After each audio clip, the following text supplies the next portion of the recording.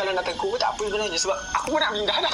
Esok aku dah siap pindah dah macam tu. So kalau kena kacau pun tak apa sehari je. Tapi kalau boleh tak payah kacau.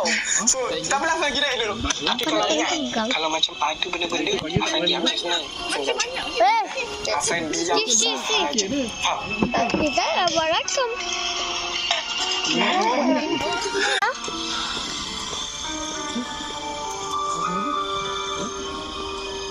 Aku Abi lah budak ni. Bagi aku tak takut sebab aku dah lama dah tengok. Aku juga.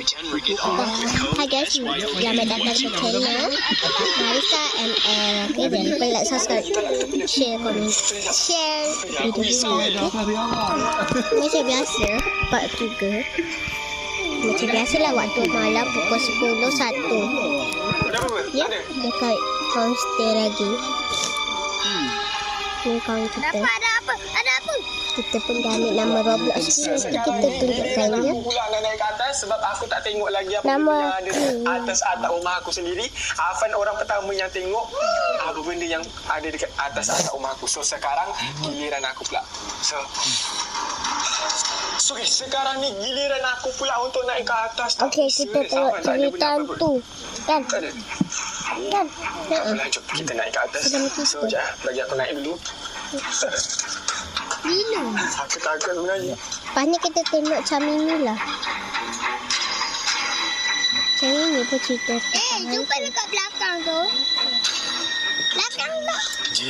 Jom, kita tengok apa benda yang ada. Afan tu jumpa kan, tapi dia tak bagi tahu. Iman yang jumpa. Afan dah jumpa. Tapi dia tak nak bagi tahu sebab Iman yang suruh diam. Jangan tegur. Cepatlah turun. Ada hantu sekarang. Kau naik je lah.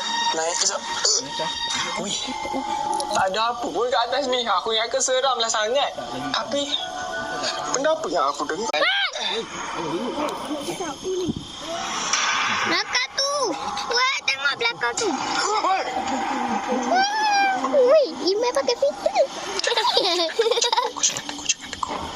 tegur.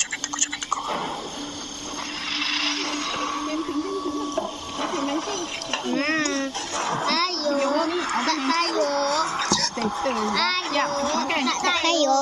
Ada hantu.